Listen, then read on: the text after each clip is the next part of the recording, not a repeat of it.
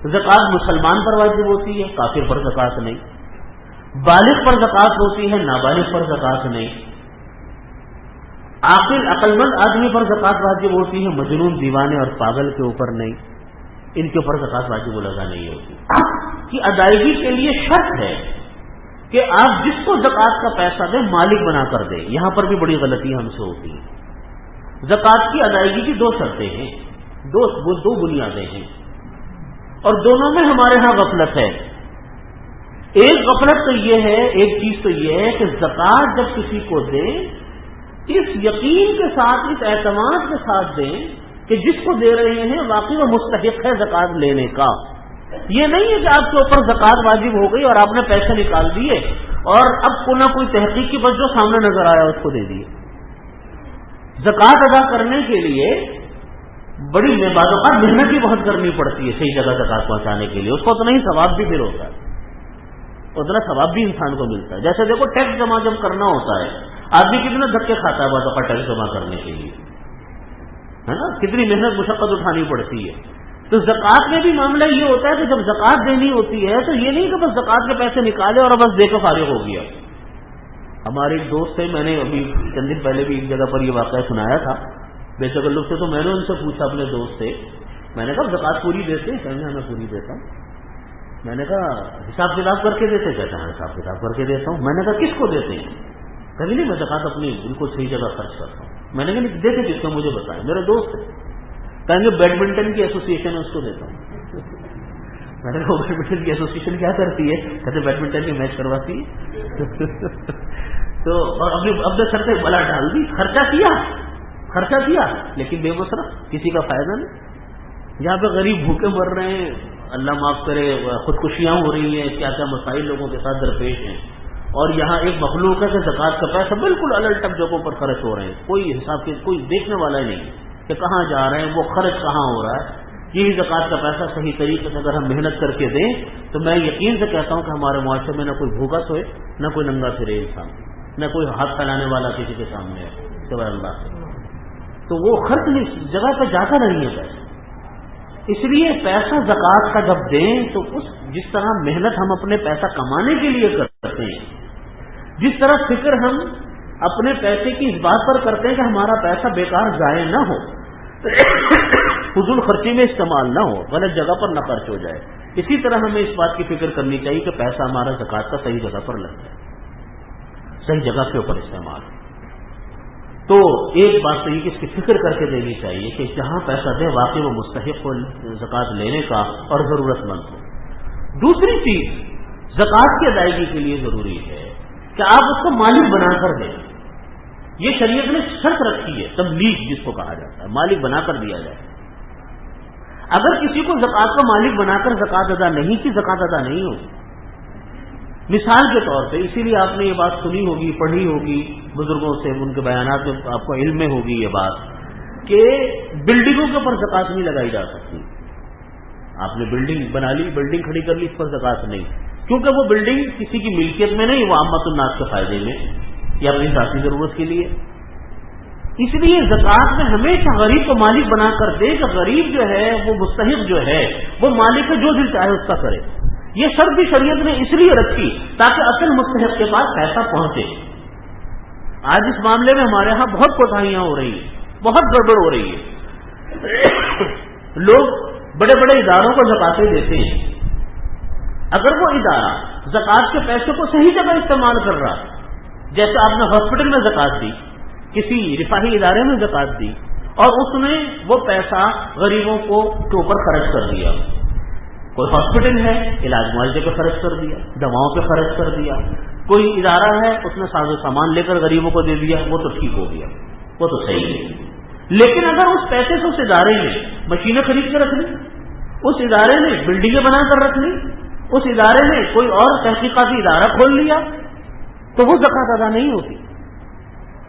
بعض یونیورسٹیز، بعض تعلیمی ادارے وہ پیسے لیتے ہیں اور لے کر کہتے ہیں کہ جی ہم نے اس سے ایک فلانا ریسرچ انسٹیٹیوٹ بنا دیا، طلبہ آئیں تعلیم حاصل کریں. اس سے زکات ادا نہیں ہوتی. زکات ادا اس طرح ہوگی کہ غریبوں کو وہ پیسہ مالک بنا کر دیا جائے یا غریبوں کے اوپر وہ پیسہ خرچ کیا جائے. جیسے مدارس ہوتے ہیں یا آپ دیکھتے ہیں کہ رفاہی ادارے ہوتے ہیں، وہ خرچ کرتے ہیں غریبوں کے اوپر، ان کے علاج پر، ان کی خوراک پر، ان کے لباس پر، ان کی ضروریات زندگی پر، تو ٹھیک ہے وہ زکات ادا ہو جائے گی۔ اس لیے مالک بنا کر دیا جائے جس کو بھی دیا جائے۔ اب اس مالک بنانے کے دینے میں بعض اوقات ایسا بھی ہوتا ہے کہ ہم کسی کو وکیل بنا دیتے ہیں اپنی طرف سے کہ جی آپ میری طرف سے زکات ادا کر دیجیے گا۔ جیسے بعض لوگ ہوتے ہیں، بعض علماء کو دے دیتے ہیں اپنے زکات کے پیسے کہ جی آپ مسئلوں سے واقف ہیں، مجھے پتہ نہیں چلتا، آپ میری طرف سے زکات ادا کر دیجیے گا۔ یا کسی آدمی کے پاس غریب غربا لوگوں کی آمد زیادہ ہوتی ہے اور وہ آدمی لوگوں کو دے دیتے ہیں کہ جی آپ ہماری طرف سے زکات ادا کر دیجیے گا۔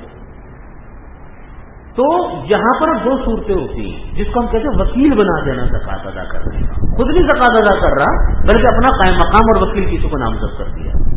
تو وکیل کس کو بنا کر دیا ہے؟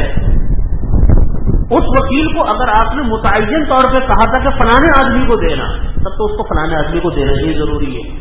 اور اگر وہ عام اس کو وکالت مقرر کی تھی، عام وکیل بنایا تھا کہ اپنی مرضی سے جس کو آپ مستحق سمجھے دے دیں، تو یہاں یہ بات ضروری ہے کہ جب تک وہ پیسہ وکیل کے پاس رہے گا، یہ ایسا ہے گویا کہ آپ کے پاس رہے گا، آپ کی زکات ادا نہیں ہوگی۔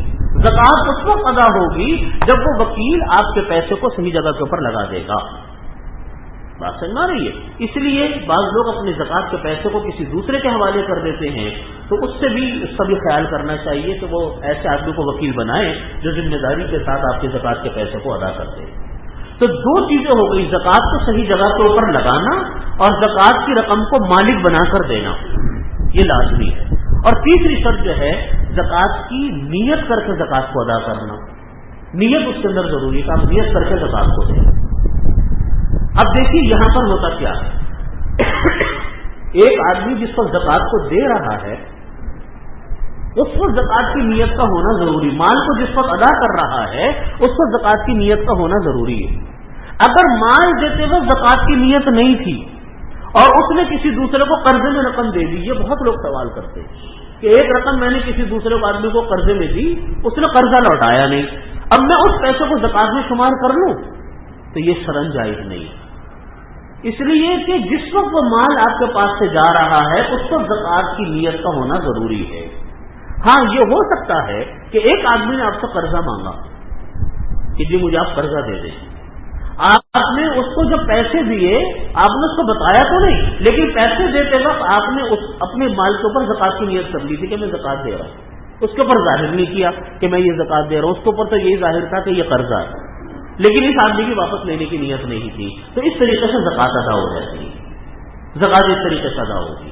لیکن جو پہلی میں نے صورت آپ کے سامنے عرض کی کہ قرضہ دیا تھا، دیتے وقت بھی نیت قرضے کی تھی، اور جب وہ نہیں دے رہا ہے قرضہ تو اس قرضے کو اس نے زکات میں شمار کر لیا، تو ایسے مال کے اوپر بھی وہ زکات ادا نہیں ہوتی۔ اس لیے یہ قرضے کی رقم کو ہم جو ہے وہ زکات کے اندر شمار کرتے نہیں۔ تو تیسری چیز ہے نیت کا ہونا کہ جس وقت ہم زکات ادا کریں تو ہماری نیت جو ہے وہ زکات کی ہونی چاہیے۔ زکات جن مال کے اوپر ہم ادا کرتے ہیں ان کے اندر جو مال، اب دیکھیں ہمارے پاس مال بہت سارے قسم کے ہوتے ہیں، اب یہ شریعت کے بنائے ہوئے ضابطے ہیں، انسان کی عقل و خرد سے اس میں کوئی دخل نہیں ہے، کون سے مال پر ہم زکات ادا نہیں کریں گے؟ میں نے 4 قسم کے مال آپ کے سامنے ذکر کیے، سونا، چاندی، کیش رقم اور مال تجارت۔ اس کے علاوہ جتنا سامان ہے، مال ہے، اس کے اوپر کوئی زکات نہیں۔ مثال کے طور پہ ایک کسی کے پاس ڈائمنڈ کا سیٹ ہے، کسی کے پاس پلاٹینیم کا سیٹ ہے جس کی مالیت سونے سے بہت زیادہ ہوتی ہے، لیکن اس پر زکات نہیں۔ ڈائمنڈ کے سیٹ کے اوپر کوئی زکات نہیں، پلاٹینیم کے اوپر کوئی زکات نہیں۔ اللہ تعالیٰ نے زکات کو رکھا ہی سونے اور چاندی کے اوپر، تو بے شک اس سے زیادہ قیمتی پتھر ہیں لیکن زکات نہیں۔ گھر کے اندر بہت سارا مال پڑا ہوا ہے لیکن ہے ضرورت کا، ڈیکوریشن کا سامان ہے، اشیاء ضرورت ہیں، یہ چیزیں ہیں، وہ چیزیں، بہت ساری ایسی چیزیں ہیں جو گھر کی ضرورت بن جاتی ہیں، ٹھیک ہے، اس کے اوپر کوئی زکات نہیں۔ گاڑیوں پر کوئی زکات نہیں، گھر کی مالیت کے اوپر کوئی زکات نہیں، گھر کے ساز و سامان جو ضرورت کا ہے اس کے اوپر کوئی زکات نہیں۔ اسی طریقے سے جو دکان ہے، دکان کے اوپر زکات نہیں ہے، دکان کے اندر جو مال رکھا ہوا ہے اس کے اوپر زکات ہے۔ دکان میں جو کیش رقم اور سامان پڑا ہوا ہے، سامان تجارت، اس کے اوپر زکات ہے۔ لیکن دکان کی مالیت پر زکات نہیں، فیکٹری کی مالیت پر، زمین پر، اس کی بلڈنگ کے اوپر زکات نہیں، فیکٹریاں ہیں اس کی مشینریز کے اوپر زکات نہیں ہے۔ البتہ فیکٹریوں میں جو خام مال پڑا ہوا ہے، فیکٹری کے اندر جو ایسا مال جو کہ ابھی انڈر پروسیس ہے، ابھی بن رہا ہے، وہ پڑا ہوا ہے، یا جو تیار مال پڑا ہوا ہے اس کے اوپر زکات۔